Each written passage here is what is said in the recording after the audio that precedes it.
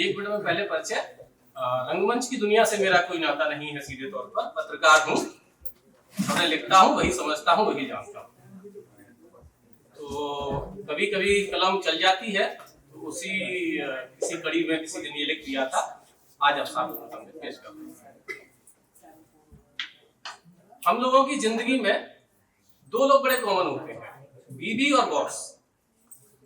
नौकरी करने वाले सभी लोग बॉस से परिचित होते हैं, शादीशुदा लोग बीवी से परिचित होते हैं। और दोनों के बीच में अगर कोई फंसा हुआ है तो कैसा महसूस करता है वो मैं बताता हूँ।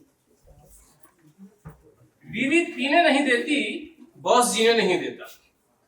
बीवी पीने नहीं देती, बॉस जीने नहीं देता।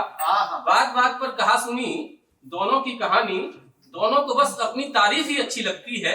उनके शान में कसीदे पढ़ो, बस यही बात जचती है।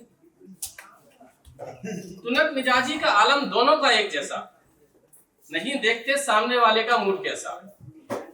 हर वक्त दबाने की करते हैं कोशिश, सोचते हैं पता नहीं कब पूरी होगी ये ख्वाहिश। नहीं चिंता इसकी कि हम रूठ जाएंगे, ज्यादा झुकेंगे तो टूट जाएंगे। अपनी भी साख है, अपना भी सम्मान है, मत समझो पराया, हम भी आपके कद्रदान है।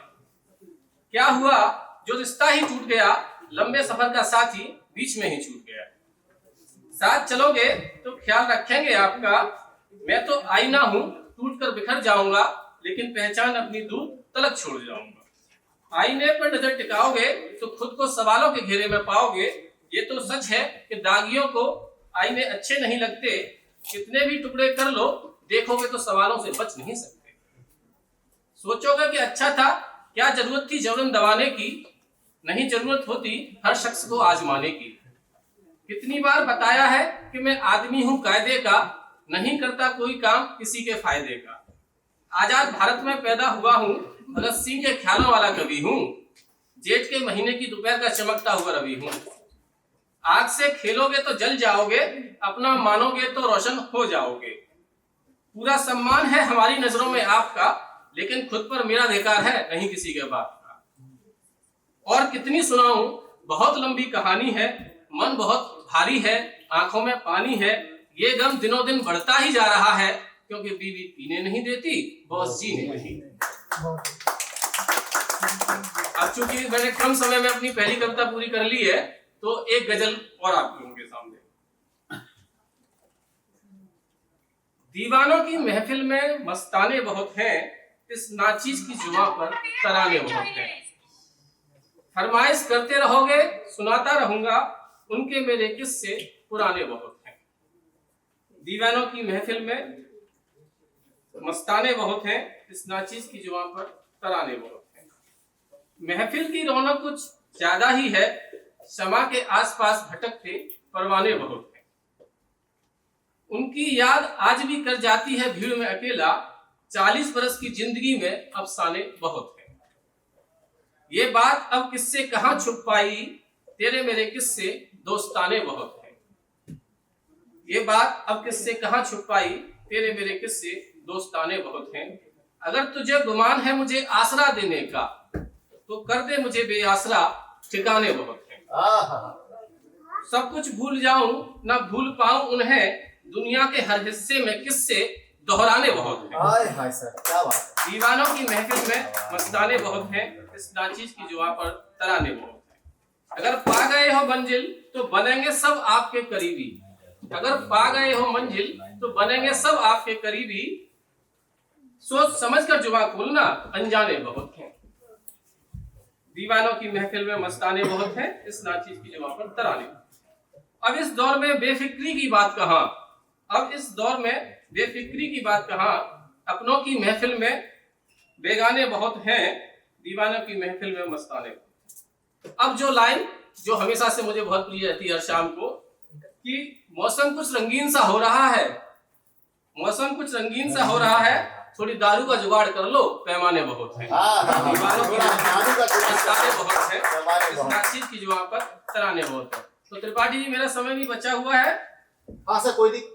हाँ नहीं, ठीक है ना, कि बस थोड़ा समय में, हाँ समय का पूरा ख्याल रखिएगा, कहीं भी कभी भी। अब चूंकि पत्रकार हूं तो अपनी उस पर आ ही जाता हूं, क्योंकि अब इन चीजों से ज्यादा वास्ता तो होता नहीं है। लेकिन फिर भी सर लड़ी हुई चीजें निकलनी चाहिए। राजस्थान की एक बेटी की शादी हरियाणा में हुई और अफसोस ये रहा कि शादी के बाद से उसका मायके में सभी लोगों का निधन हो गया और जब उसके बच्चों की शादी का वक्त आया तो एक भात मांगने की परंपरा भारतीय समाज में होती है। तो वो जब भात मांगने जाती है तो उसके घर में कोई होता नहीं है वहां से मैंने ये कविता ली है। यूं ही नहीं कहते कि मेरा भारत महान है, यकीन मानिए एक शब्द में 100% जान है। राजस्थान के हनुमानगढ़ की सच्ची कहानी है, सहयोग और सामर्थ्य से समाज बदलने की ठानी है। एक बिटिया जिसका मायका हो गया था खाली, ना पिता बचे ना भाई बचा ना बची जन्म देने वाली। पति को भी खोने के बाद आया बेटी की शादी का मौका, भरे मन से खाली मायके में भात मांगने पहुंची मीरा। उस बेटी का नाम मीरा था। सूने मायके पर तिलक लगाकर लौट आई बिटिया, सोच रही थी कि भात न लाएगा कोई, पर होवे वही जो राम नचे हुए। बिटिया की शादी के दिन जांडवाल आ गया नेठराणा। जांडवाल उसकी ससुराल थी, नेठराणा उसका मायका था। बिटिया की शादी के दिन जांडवाल आ गया नेठराणा, 7 लाख नगद 3 लाख के गहने और लाखों के कपड़े लाया नेठराणा। ये कोई ऐसी बात नहीं जिसे पढ़कर भूल जाया जाए, क्यों ना इसे मुहिम बनाया जाए। न टूटे उम्मीद किसी की, समाज को यही सिखाना है, आधा गिलास खाली नहीं भरा है, बस यही सिखाना है। तो अब बस मैं अपनी कला यहीं पर समाप्त कर रहा हूं और आप मेरी हिम्मत की दाद दे सकते हैं कि बीवी और बॉस मैंने जो कविता पढ़ी अपनी बीवी की मौजूदगी में पढ़ी है, वो यहाँ पर मौजूद है और अक्सर कर वो जो है इन चीजों पे एतराज जाहिर करती है, लेकिन मुझे उस चीज से कभी कोई डर कभी महसूस होता है।